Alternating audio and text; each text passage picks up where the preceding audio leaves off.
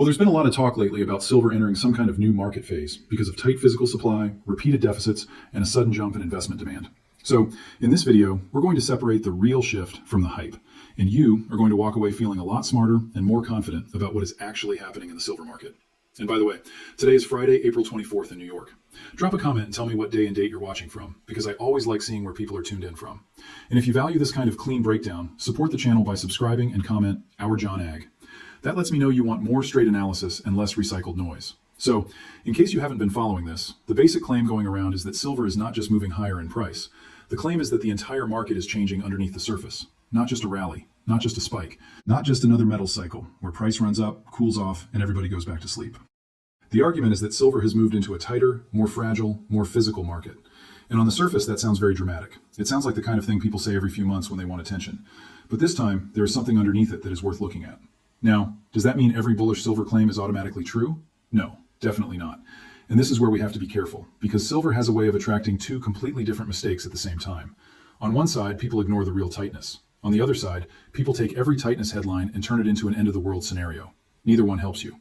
So what we're going to do is take this apart piece by piece. First, we're going to look at the deficit story. Then we're going to look at supply, because supply is where a lot of people make a very big logical mistake. Then we'll look at demand, especially the part nobody should miss, which is that total demand can fall while the market still gets tighter. That sounds strange, but it is very important. And then finally, we're going to talk about physical silver. Coins, bars, private holders, exchange-traded products, vaults, all of it. Because the question is not simply, is silver in demand? The real question is, where is the available silver and who is willing to let it go? That is the whole story. So let's start with the big picture. Based on recently published numbers, silver has been running in deficit for about half a decade. In plain English, that means demand has been above supply for multiple years, and the market has had to lean on above-ground inventories to make up the difference. Now, a deficit by itself is not unusual. Commodity markets go into deficit and surplus all the time. Copper does it, oil does it, grains do it. A deficit can be temporary, it can be seasonal, it can be solved by higher prices, new supply, lower demand, or inventory drawdowns. But if you get deficits year after year, and then another one is projected, that's no longer just a one-year inconvenience. That starts to look like a pattern. And patterns matter because markets do not break from one bad day. They break from repeated pressure that people dismiss until the pressure becomes visible. Think of it like a tire losing air slowly. If you check it once, maybe it looks fine. If you check it every day and it keeps slipping, now you have a different situation. The tire has not exploded, but the system is losing cushion. That is what the silver inventory story looks like. According to recent market updates, well over 750 million ounces have been pulled from inventories since this deficit stretch began. Now that does not mean all that silver vanished. It does not mean it got shot into space. It means the market kept needing metal that current supply was not fully replacing. And this is where people often jump too far. They hear inventory drawdown and immediately assume, okay, no silver is left. That is not true. There is still silver in vaults, there is still silver in private hands, there is still silver in products, there is still scrap, there is still mine supply. The issue is not whether silver exists. The issue is whether silver is available at the right place, in the right form, at the right moment, at a price someone is willing to accept. That distinction matters a lot.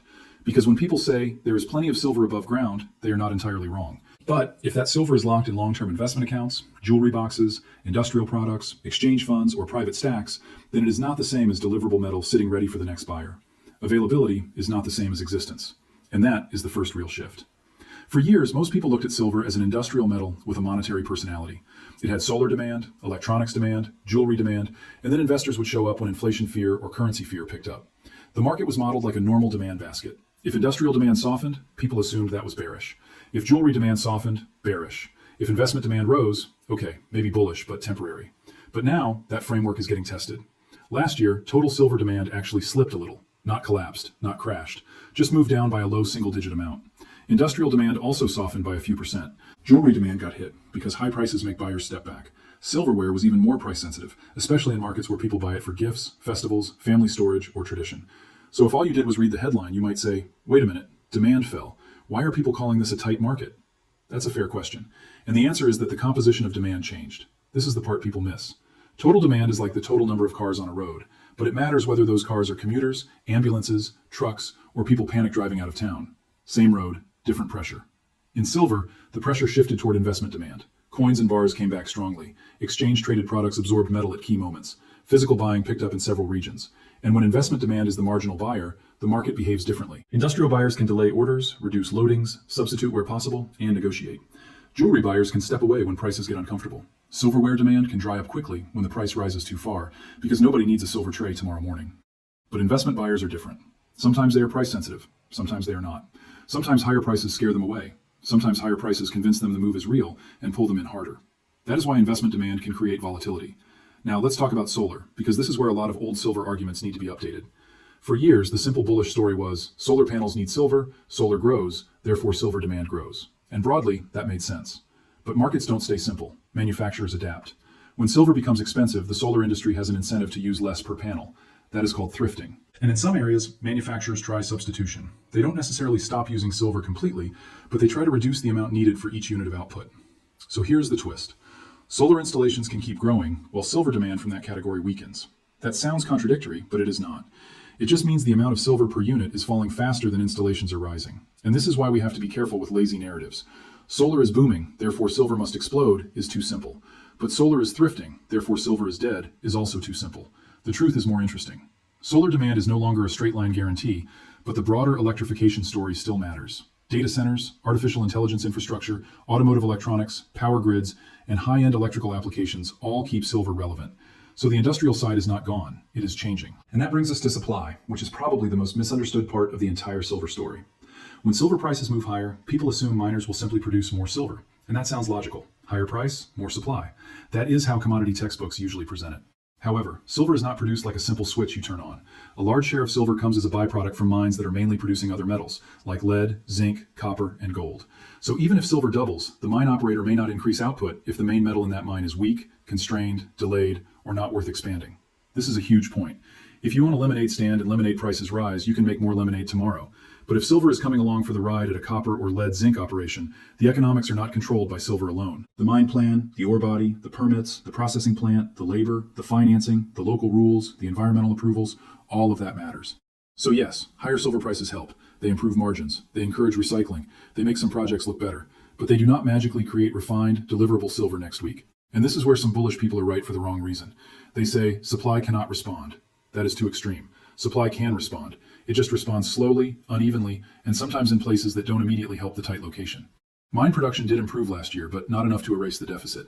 Recycling also improved, helped by higher prices, but recycling has its own bottlenecks. You need collection, you need sorting, you need refining capacity, you need logistics, you need the right material. And if everybody suddenly wants to recycle at the same time, the bottleneck moves from metal ownership to metal processing.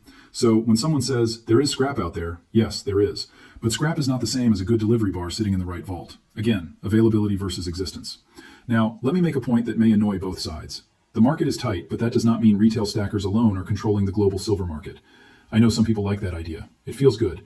It feels like the small buyer is taking metal away from the system and forcing the big players to react. And to some extent, physical buying does matter. If enough people buy coins, rounds, and bars, and then just sit on them, that metal becomes sticky. It does not flow back just because a chart moved. A stacker who buys for security may not sell because silver is up or down by a few dollars. That reduces float. But we should not exaggerate it. The bigger liquidity moves often happen through vault flows, exchange-traded products, Indian buying, London availability, and large institutional positioning. Retail buyers can add pressure, especially during periods of tight supply, but they are one part of the machine, not the whole machine. That is actually more bullish in a cleaner way, because it means the story is not dependent on one group of people all behaving perfectly. It is broader than that. It is a combination of mine supply limits, recycling delays, investment flows, regional demand, exchange inventories, and industrial adaptation. That is much more important than a simple slogan. Now, let's look at the London squeeze, because this is where the physical story became visible. Last year, there was a period when metal availability in London became unusually tight. Lease rates moved sharply. Price action became violent. Metal flowed between regions. And a lot of people who usually ignore the plumbing suddenly started paying attention. Here's what matters. A squeeze does not require the world to run out of silver. It only requires the wrong amount of metal to be available in the wrong place at the wrong time. If a lot of silver is tied to exchange-traded products, held by long-term owners, moving into other vaults, or being demanded by physical buyers, then the available pool can shrink even while headline inventories still look large. That is why the percentage of London vault metal not tied to investment products matters. Recently, that available share improved compared with the stress point. That is good. It means the immediate panic conditions eased. Metal moved back. Liquidity improved. Some investment flows cooled. But that does not mean the issue disappeared. It means the system got some breathing room. And there is a big difference between breathing room and problem solved. So if someone tells you silver is guaranteed to squeeze tomorrow, I would slow down. But if someone tells you the squeeze risk is gone forever because prices pulled back, I would also slow down. Pullbacks are normal. Liquidity can improve. Demand can cool. But if the underlying market is still expected to run another deficit, then the pressure has not disappeared. It has only changed shape. This is where the price action becomes interesting. Silver had a massive move, then a sharp pullback. That kind of move shakes people out. It also invites two wrong reactions. The first wrong reaction is, it fell, so the story is over. The second wrong reaction is, it fell, so manipulation is the only explanation. Maybe neither one is necessary. After a major rally, a pullback can happen simply because people take profits. Physical demand pauses, exchange-traded products see outflows, inventories move, and buyers who are desperate become patient. A market can be fundamentally tight and still correct hard. In fact, tight markets often correct hard because they become crowded. That is not a contradiction. Think about a crowded theater. If everyone calmly walks in, no problem. If everyone suddenly runs for one door, chaos. Silver can be the same way. A tight physical backdrop creates explosive upside, but once the crowd gets one-sided, the downside can also get violent. So we should not confuse volatility with invalidation. Volatility is part of the signal. Now, based on the latest publicly available numbers, the deficit projected for this year sits in roughly the mid 40 million ounce area. That is not the largest number anyone has ever thrown around, and it is not a fantasy number either. It is meaningful because it comes after years of inventory drawdowns. A small hole after years of patching can matter more than a huge hole in a brand new wall. And this is where the market psychology changes. If people believe there is plenty of cushion, dips get ignored. If people believe the cushion is thinner, dips become opportunities and rallies become magnets. That is how a new price floor can form. But I want to be careful with the phrase new price floor because people misuse it. A stronger floor does not mean silver cannot drop. It does not mean every pullback is fake. It does not mean price only goes up. It means that buyers may appear sooner than they used to because the underlying reason to own silver is stronger. That is very different. A floor is not a promise. It is behavior. If investors, fabricators, and physical buyers keep showing up at higher levels than before, then the market is telling you the old range may no longer be the anchor. But you only know that over time. You don't know it because someone said it loudly on the internet. Now, let's talk about the claim that price is no longer the main balancing mechanism and availability is. I understand what people mean by that, but I would phrase it differently. Price is still the balancing mechanism. It always is. But in a tight physical market, price has to work through availability. In other words, if enough metal is not available where it is needed, price has to rise, or spreads have to move, or lease rates have to move, or metal has to be pulled from another location. The market does not stop using price. It just starts using more complicated price signals. Spot price is only one signal. Lease rates are another. Regional premiums are another. Delivery queues are another. Vault movement is another. Coin shop inventory is another. Recycling flows are another. So when people say, ignore price, watch availability, I would say, watch both. Price tells you what people are willing to pay. Availability tells you whether that price is doing its job. And if price rises but metal still does not show up, that is a much stronger message than price rising by itself. Now, one thing I do not want to do is turn this into a blind buy and hold sermon. Holding physical silver can make sense for some people. It can be a hedge, a form of savings discipline, a way to diversify away from financial assets, and a way to own something with no counterparty in your hand. But it is not magic. It does not pay interest. It can be volatile. Premiums matter, storage matters, liquidity matters, taxes can matter. And if you are forced to sell at the wrong moment, the whole long-term store of value argument can get damaged by short-term cash needs. So the smarter view is not buy silver no matter what. The smarter view is understand what role silver is supposed to play before you buy it. If it is insurance, treat it like insurance. If it is a trade, treat it like a trade.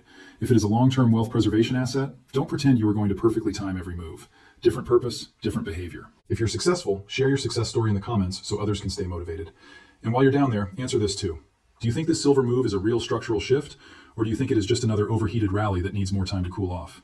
Let me give you the simplest version. The old silver model was industrial demand grows, mine supply follows, investment demand comes and goes. The new model may be physical availability is thinner, mine supply is slower, recycling helps but lags, and investment demand can become the swing factor. That changes the way price behaves. It means rallies can move faster, pullbacks can be deeper, headlines can matter more, vault flows can matter more. A change in Indian demand can matter more. A shift in exchange-traded product holdings can matter more.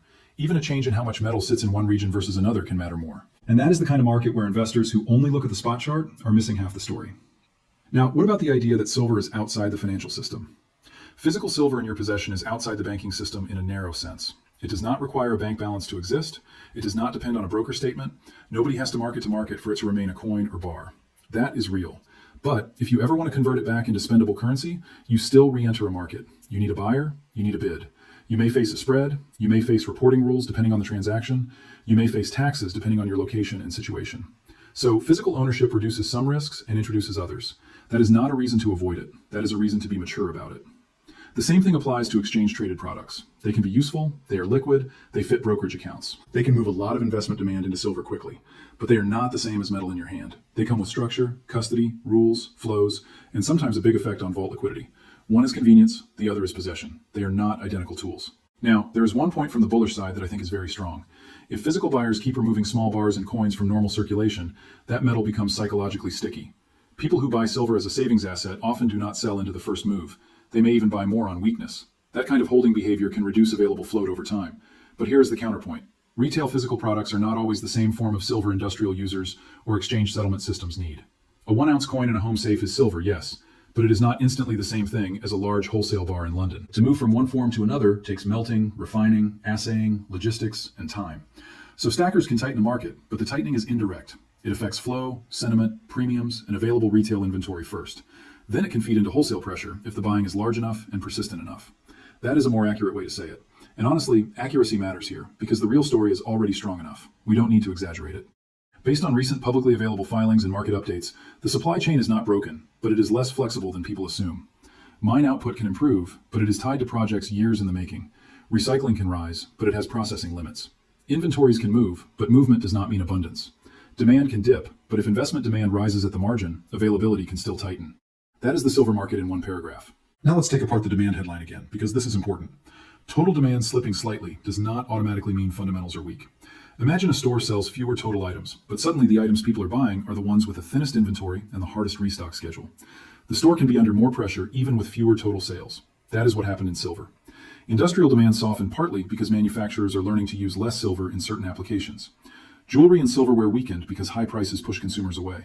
But investment demand improved, and investment demand can pull metal into vaults, funds, safes, and long-term storage. So the market did not simply shrink, it rotated. And that rotation is the main story. If the demand loss were all investment and the remaining demand were normal fabrication, I would read the market differently. But if fabrication softens while investment absorbs more metal, that creates a different risk profile. It makes silver more sensitive to sentiment, macro conditions, currency trust, real rates, geopolitical stress, and momentum. That means you can get a market where the fundamentals look mixed, but the price still behaves like something is wrong under the hood. That is exactly why people are paying attention. Now, let's talk about price targets without giving a price target. Because honestly, people love numbers, but numbers can become a distraction. The more important question is not whether silver touches some big round number.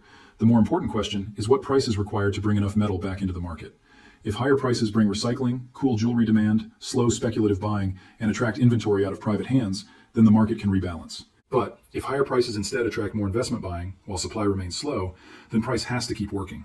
That is the battle. Higher prices both solve and create the problem. They destroy some demand, but they also advertise the story. They bring scrap, but they also bring momentum buyers. They make jewelry buyers step back, but they make investors ask whether the monetary side is waking up. So silver does not move in a straight line because the forces are fighting each other.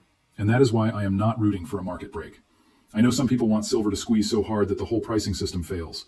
I understand the emotion. People feel like silver has been undervalued for years. They want a dramatic reset. But be careful what you wish for. If a market truly breaks, you don't get a clean victory lap. You get uncertainty. Spreads blow out, dealers pause, rules change, exchanges adjust margins, liquidity disappears, buyers become cautious. Sellers get suspicious. The price on a screen may not match what you can actually do in the real world. A functioning market with higher fair pricing is much better than a broken market with chaos. What you want is repricing, not dysfunction. That is the mature bullish view. Now, where does this leave a normal person watching this video? First, understand that silver's tightness is real enough to respect. Second, understand that every dramatic claim is not automatically true. Third, watch availability, not just price. Fourth, understand your own reason for owning silver before volatility tests you, because it will test you. A market can be structurally bullish and still punish bad timing. That is one of the hardest lessons in investing. Being right about the big picture does not protect you from short-term drawdowns if your position size is wrong, your time horizon is unclear, or your emotions are driving the trade. So if you are stacking, don't let a headline force you into panic buying, and don't let a pullback convince you the entire thesis vanished. Build a plan, know your budget, understand premiums, keep emergency cash, and don't buy so aggressively that you become a forced seller later. Forced sellers rarely get good prices. Now, here's the part I think people should really sit with.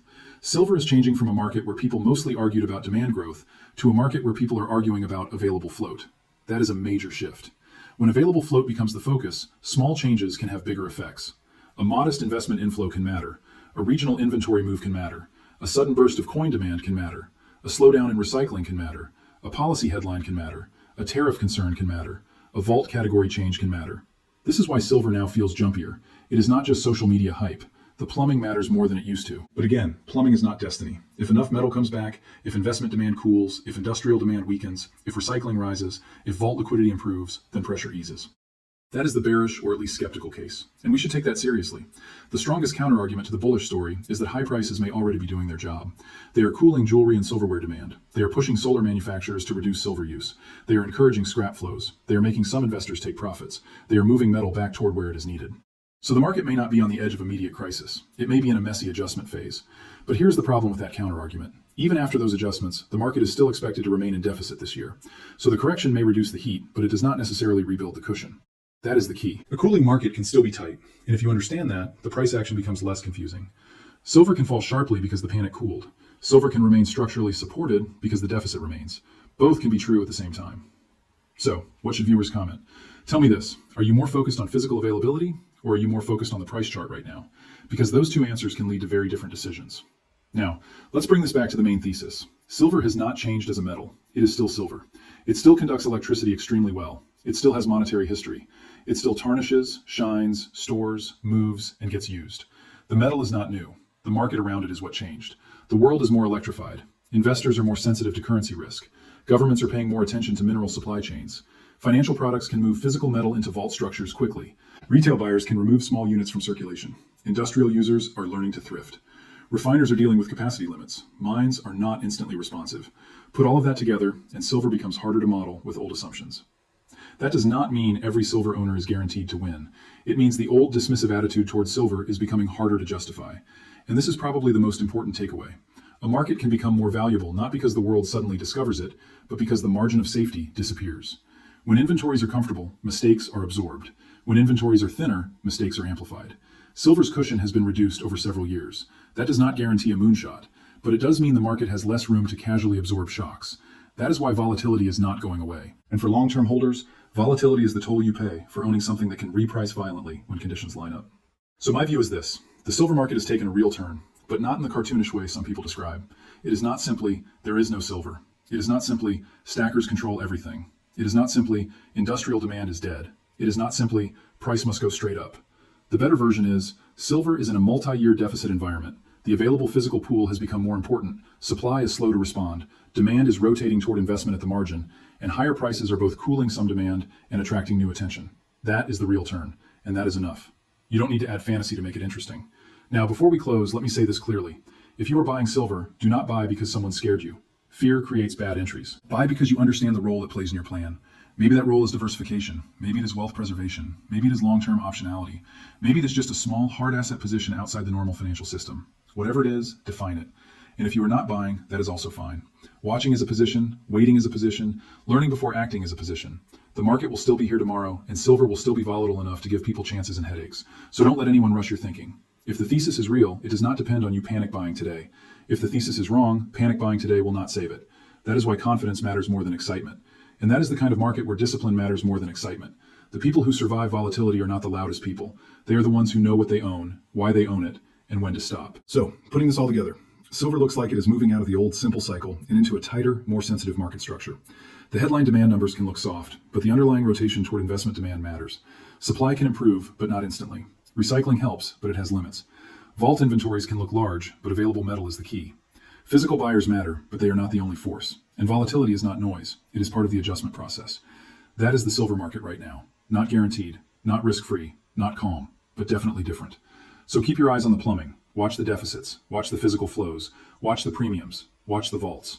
Watch the behavior of investors after pullbacks. And most importantly, watch whether higher prices actually bring balance or whether they bring even more demand. Because that answer will tell us whether this is just a heated market taking a breather or the early stage of a much bigger repricing.